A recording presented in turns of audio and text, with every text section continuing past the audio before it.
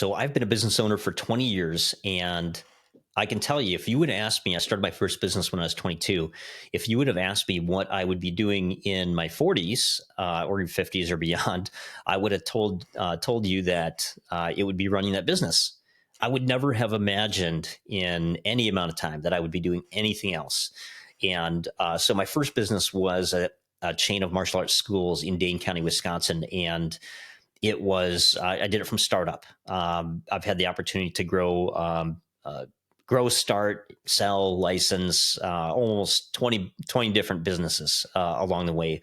And one thing that I would say is you get into the business because you're passionate, right? You're very passionate, and if you're like me, your identity kind of blends right into the business. That's who you are, and that's all great and fine. But in 2014, my daughter was born, and virtually overnight, my priorities shifted. And it was the most amazing thing because it's such a blessing to have something else in my life other than my business, which I had been working at, from 7 a.m. until 9 p.m. and beyond that sometimes. So, if you are an entrepreneur and business owner, that you put in those long hours, it's driven by passion.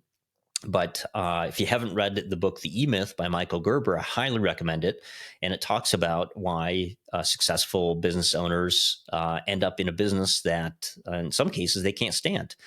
And that is, as you are probably a very good technician in your business, you're going to attract more clients. And with that, you start hiring people. You start bringing on positions like marketing and sales and maybe a director of operations. And all of a sudden, you have a real business, right? Not just a solopreneur business, but you have a thriving business. And that's great. But over time, you may look at your business and feel like you're not really spending time doing what you got into the business for, which was your love and your passion, which kind of goes back to the thing that you sell or offer. And so I want to tell you that if selling a business is something that you want to do, there's absolutely a way to do it. I've done it 5 times for myself. Now doing it for others. But there are certain steps that you have to take to get ready for that. And the first step is I found when I was trying to sell my first business, is this something that I really want? And I had a tough time answering that because I was thinking in terms of fear. What am I going to do after this business? What can I do? Right. And so I think it's a real fear. It's a real anxiety producing thing that people, business owners think about. There has to be something to fill the vacuum once you're done. That could be volunteering.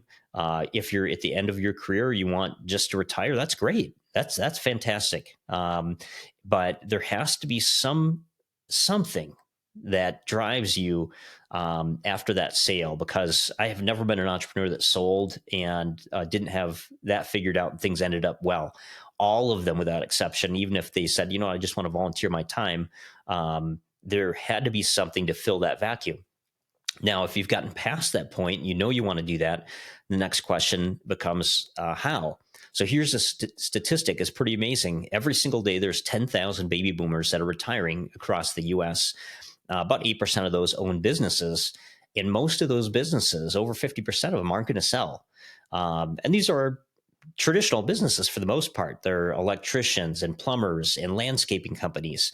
They're solid businesses with solid revenue, but they're not going to sell. And part of the reason that they're not going to sell is because if you run a business, the skills that you need to run that business are completely different than the skills needed to sell a business. Yeah. And if you are like most business owners, average revenue of a business, 80% across the US do less than $1 million in sales a year. If you're doing 5 or 10 or 15 million a year, it gets exponentially easier to sell the business because you've got private equity and people that do it for a living that are going to want to acquire that business. But let's say you're under a couple million, 2-3 million, which most business owners are, it can be really challenging. So the way that you do that is you, one, have to identify who your target market is, who is ideal buyer. Now, I've been in marketing for 20 years, so I can tell you this. Every company that I've ever worked with, without exception, has identified their target audience. The goal and the objective is not to market to everybody, right? And the reason for that is because you spread yourself too thin with your messaging. You can't relate to people if your target market is mixed. So you have to land on identifying a solid target market.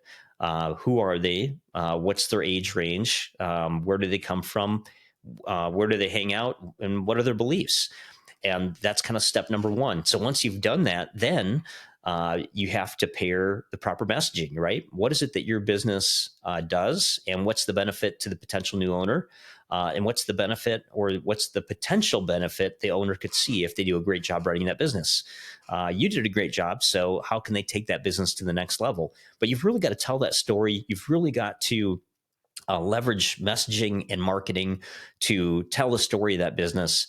And then the third part, data analytics. We live in a time where there's more analytics that you could ever use. And so part of my process when I work with getting a business sold is we're going to, based on the target audience, we're going to find people that are either in market, potentially open to buying a business, or that have shown interest in the past. And so that data is out there. You just need to know where to go and find it.